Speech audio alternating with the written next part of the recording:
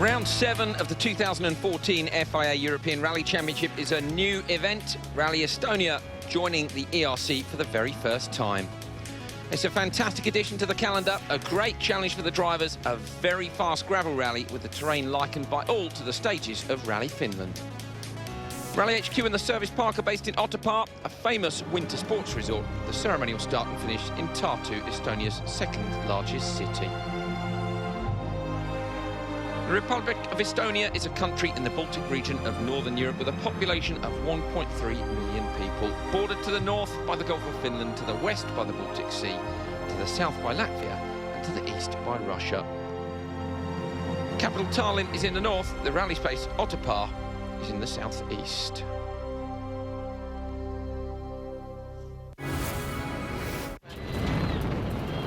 Well, here's what happened then on leg one. Massive jump from Otepää.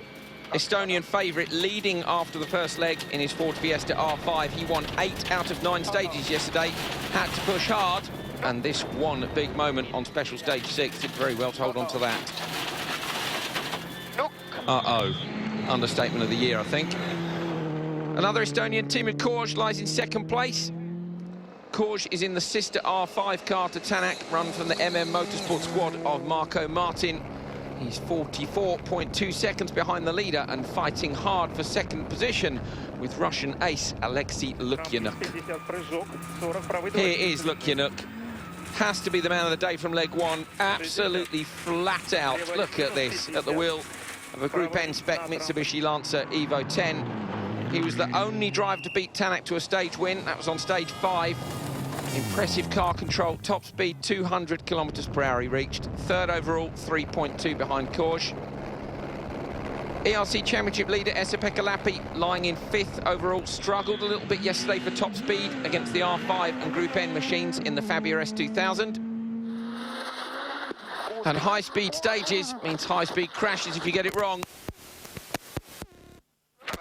They don't come much bigger than that. Martin Kanga in the Fiesta S2000, massive shunt, the car destroyed, the crew okay. And here's another one for you. Ukrainian driver, Yuri Koshmar. Cameraman running backwards and rightly so. Another one who got it wrong. Car also a mess. Thanks to the modern safety standards again, the crew walked away. Here's how they stand after leg one. Tänak leading from Korž, 44.2 is the margin. Just a few seconds back to Lukyanuk, then it's Aus and Lappi rounding out the top 5. Vigand, Kruder, Plangi, Murakas and Chardonnay, who's testing for Rally Finland, are the top 10.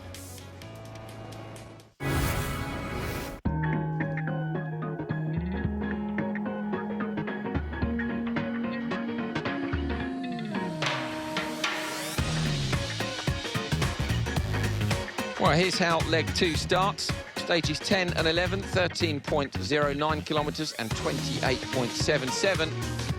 For stage 11, Saku is the longest stage of the rally.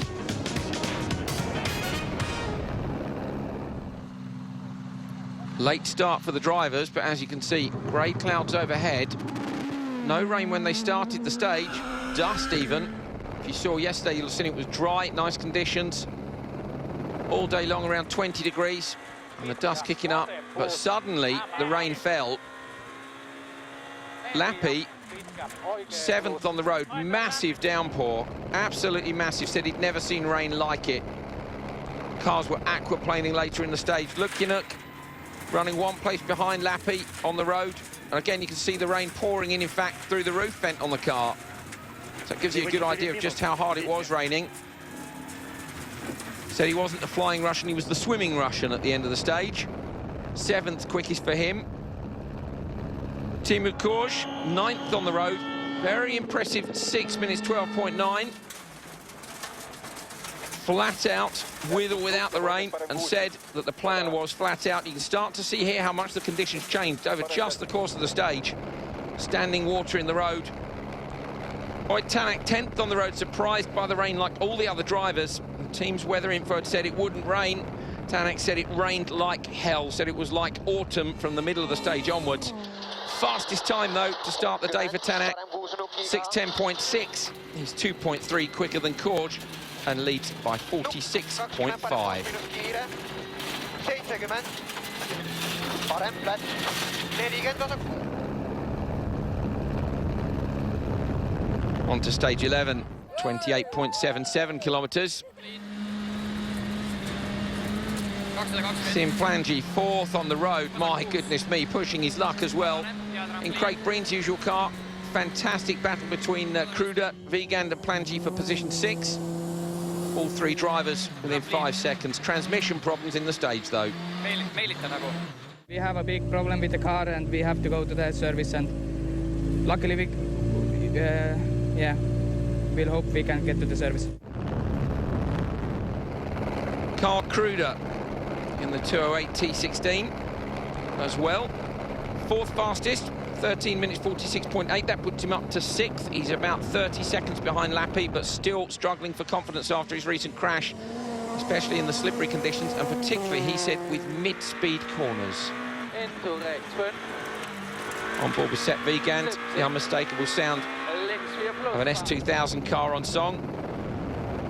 It's Wiegand who loses a position to Kruder. He's 10.1 seconds slower.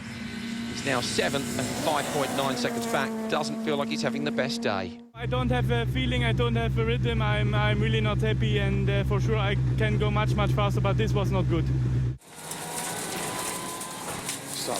Estonian driver Rainer Aus fighting for the Production Cup win in his Mitsubishi Lancer Evo 9 against a certain very fast Russian driver.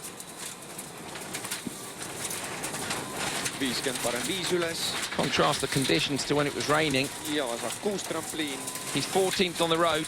He goes 6th quickest on this one. 13:43.8. He's in 4th overall, and he's 35 seconds behind his 3rd place target man. And that man, of course, is Alexei Lukyanuk, and the Russian is on a mission again today.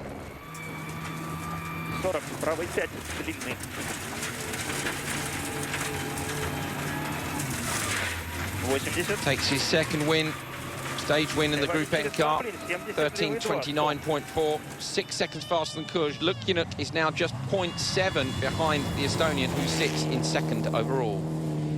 Some places you just feel you should brake, but you won't, and it works. It works. His co-driver's quiet, isn't he? I think I would be too. Right, Tanak hits trouble in the Fiesta R5. He makes it through the stage, but his time of 13:33.6 is 4.2 slower than Lukyanuk, and he's struggling for power. He manages to hold on to the rally lead despite the issue. And of course, luckily for him, it's a visit to the service park next. Don't know, just no power at all. We could hear him knocking it down a gear there, desperate to try and pull out the corner. Tanak then with a 48.3 second lead, but a possible problem. Koj and Lukyanuk closing in on that 2nd place. Further down the order, still some positions to be fought for. The gaps are fairly tight between 6th and 9th.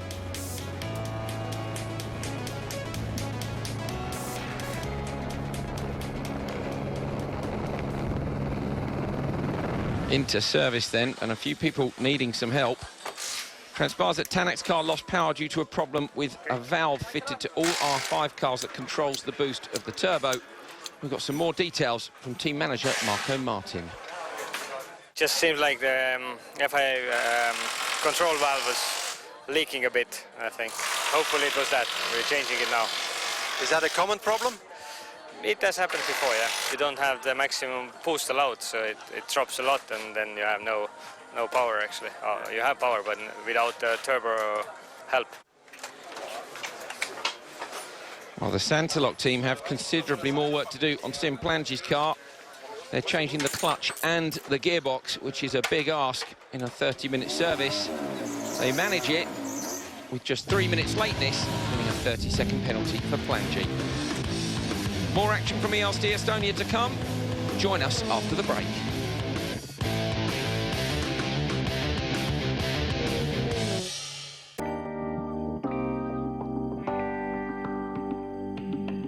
Welcome back to ERC Estonia. And there's still 4 stages to go to decide the winner. Stages 12 and 13 next. 2nd pass, so the road conditions will have changed, but thankfully for the drivers, there's no more rain in Rimi.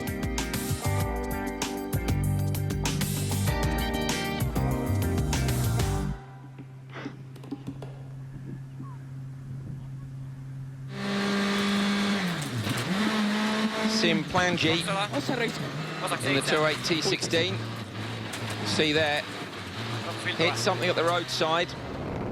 Said it was his mistake and he had it in his notes. Front left, completely deflated. 19th fastest, 10th in the standings. Drama 2 for the young German Sepp Wiegand. He clips it. Also punctures, manages to hold on to 7th in the S2000, but he's falling back into the clutches of the 8th place man. Esa-Pekka Lappi backing it in big time. Has a bit of a get out of jail free card. He hits the same rock, but no puncture. Goes 4th quickest and is 5th overall. There it is on the left. Just the tiniest of margins making the difference. Alexei Lukyanuk has decided on hard compound tyres, and it seems to work for him. He goes 12.6 seconds faster than his first pass earlier in the day. He's still locked in that fight, of course, with Korsch for 2nd place overall.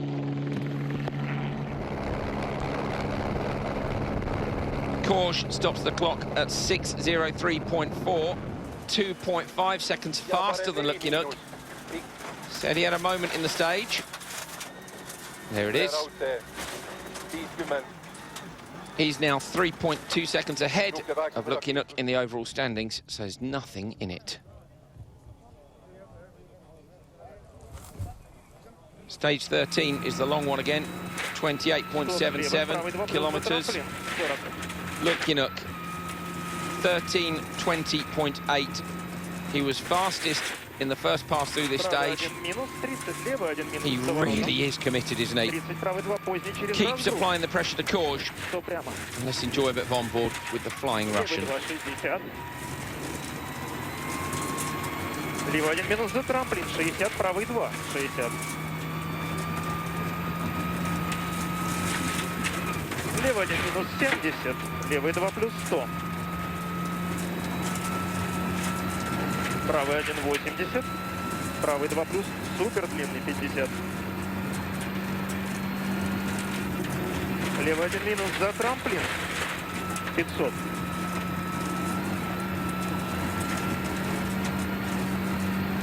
Трамплин 60, ретардер.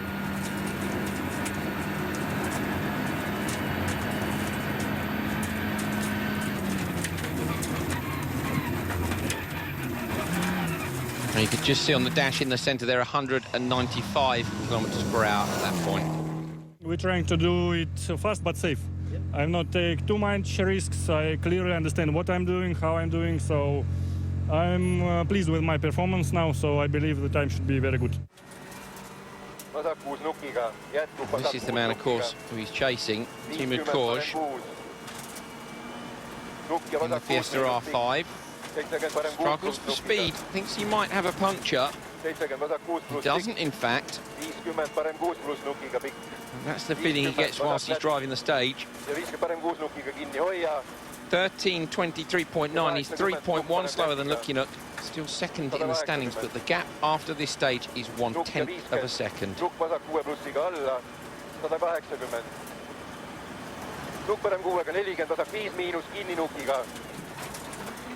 Jätkub parem 6. 60 parem 6 pikk üles, jätkub vasak nätt nukiga 80. Nukk ja 50 parem 6 pluss, 70 vasak 4 miinus nukiga kinni. 4 miinus, 100.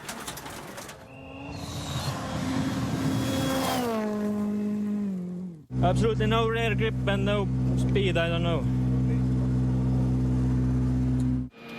200. Of course, not very happy, as you can see, and at a bit of a loss to understand where he's losing the time. Oit Tanak, 13:19.7, 1.1 seconds quicker than Lukyanuk. It's his 11th fastest time on the rally. Great pace from him, but no extra risks. We don't need to drive on the limit, but we still need to enjoy, so yeah, definitely we are getting some speed, but not on the limits. Well, back to service next. You can see the gap has increased between 1st and 2nd, but just that 10th of a second between Korsch and Lukyanuk. An absolutely brilliant battle between the R5 spec machine and the Group N spec machine as well.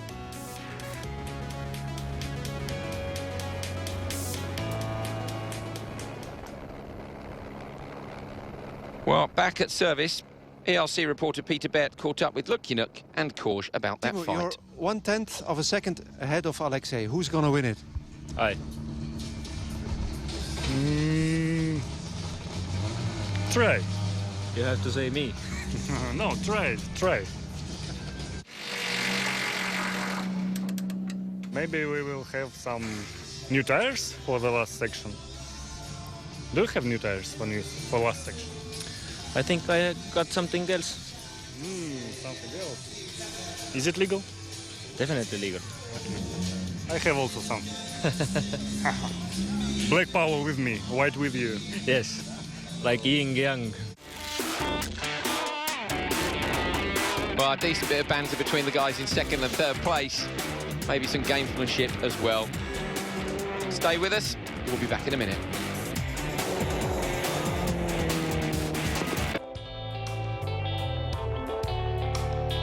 Just 2 stages remain for ERC Estonia. Before we look at the overall honours, let's have a look at the production and two-wheel drive cups. Well, Alexei Lukyanuk, no surprise there, the winner in the production cup, an absolutely mighty performance, fastest on 13 out of 15 stages in the class, as well, of course, of taking those overall stage wins. Rainer Aus in a Mitsubishi Lancer Evolution 9, second in production cup. He won 2 of the stages, so on a similar pace to Lukyanuk. Third place, Roland Maracas.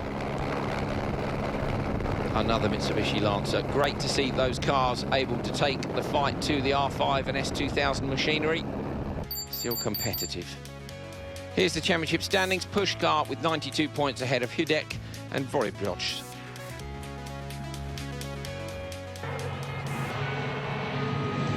In two-wheel drive, Sander Pan, Estonian, in a Ford Fiesta R2. Won 8 out of the 15 stages, so wins the two-wheel drive cup. Popular home win. Fabio Andolfi, one of the regular ERC junior competitors, second in the two-wheel drive cup in the 208 R2. He's 2 minutes 39 behind Pan. And Zoltan Bessenye, Hungarian driver in the Civic Type R R3, third in two-wheel drive.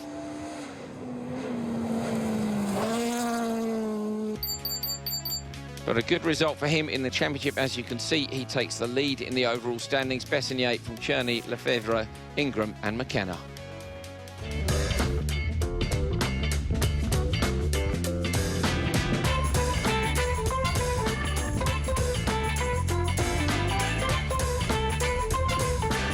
Final 2 stages.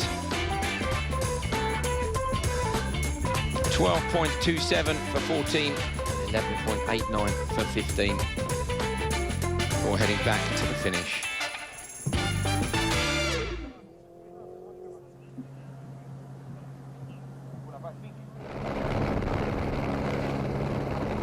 Championship leader Esa-Pekka Lappi didn't really feature in the overall fight here. 5 minutes 57.3 through this one. He's 5th quickest, under control to the finish. Here to score championship points, of course, with his main rivals not attending this event. Alexei Lukyanuk, you've already seen he makes it to the finish because he wins the production cup, but what matters here, of course, is the fight for second place overall. Another very impressive stage from the Russian, 100% attack. Finally an admission as well that he had a couple of moments. Really so impressed with this guy and just how committed he is. Sets a time of 5 minutes 49.6. Korsch is running 1 car behind him on the road.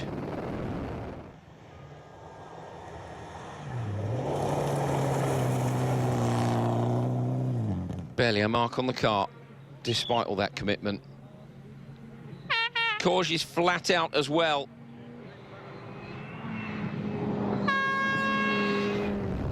Fiesta R5, it's the R5 category, the way that many people see rallying heading. Halving the costs of some of the more expensive machinery and doubling the amount of time you can use them for before they need a rebuild. And you can see from these pictures, they're equally spectacular. He sets a time of 5 minutes 54.5, 4.9 seconds slower than Lukinuk, and is down to third overall. Korsch is now 4.8 seconds behind the Russian, with just one more stage to go. Disaster for Raljits. Big stop there, you can see the Ford Fiesta R5. And that's what stopped it. Rocks like that, you don't go through.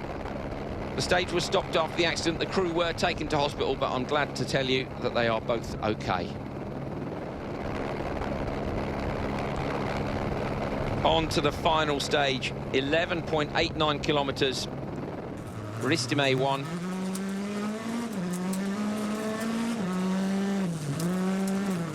This, unfortunately, happens to Plan G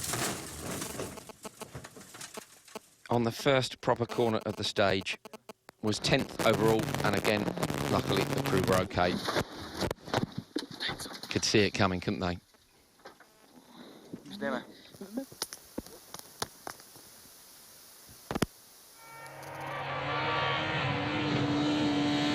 Esa-Pekka Lappi screaming the S2000 car. 7th fastest on this last stage. Not the best rally so far in his championship, but he's 5th overall, ahead of Carl Kruder, and takes those crucial championship points.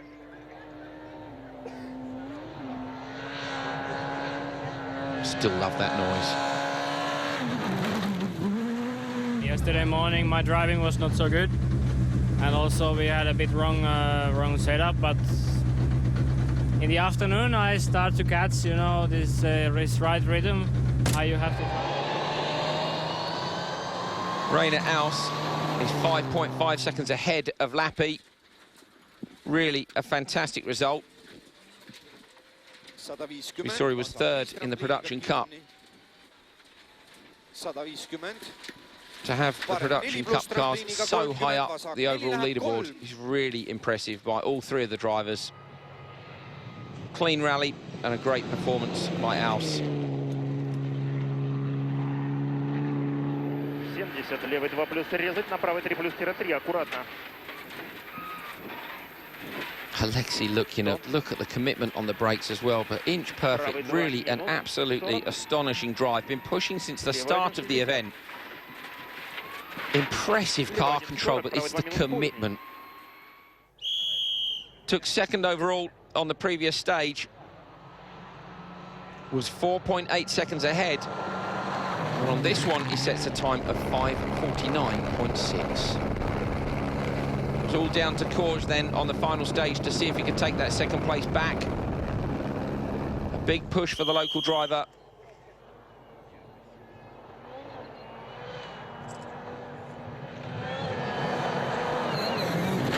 He, though, sets a time of 6:19.4.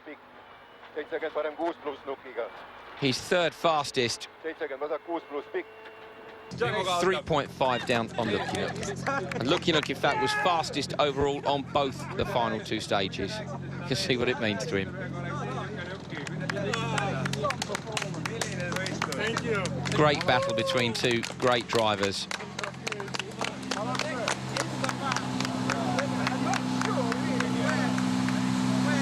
Of course we pushed a lot, but that's the way it is. Alexei was quicker than us. But of course, the bottom.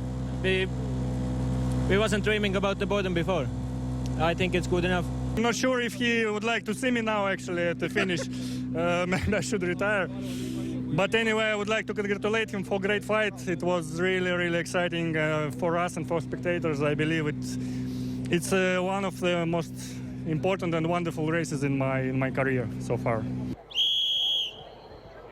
Exciting for us too, those fantastic onboards from the whole event. Tanak, though, was untouchable. Barely a mistake all weekend. He led the rally from special stage 1, and nobody was capable of challenging him.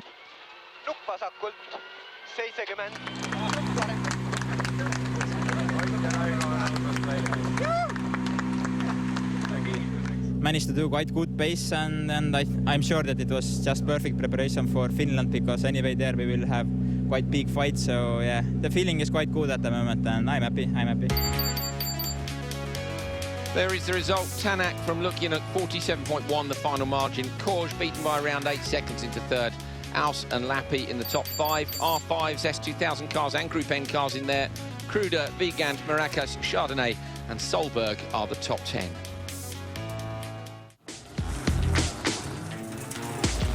Well, if you've watched the IRC or the ERC for a while, you'll be familiar with the Colin McRae flat-out trophy, which is given to the driver who most embodies Colin's style of driving. There's no doubt about who that has to go to on this one, is it? Alexei Lukyunuk, incredible drive to second overall in a production car. He was fastest overall on leg 2 by 0.3 seconds ahead of Tanak. Here are the standings after this one. Lappi leads the championship, extends the gap, and Breen, in fact, drops from second to third. Wiegand moving up 1 spot. Kubica, Tanak, Abrink, Souza, and Freddie Loix in the bottom end of the top 10.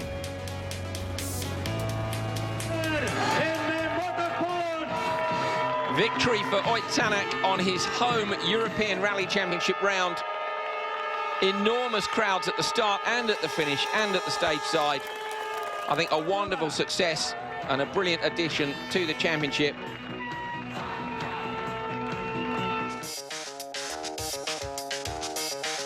Those fantastic roads, so like Finland, super fast, a roller coaster ride of a stage.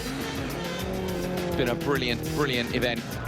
The next one in the European Rally Championship is the Bar Rally in the Czech Republic. You can keep up with, of course, all the action via the FIA ERC app and website. My name's Andrew Coley. We'll see you next time.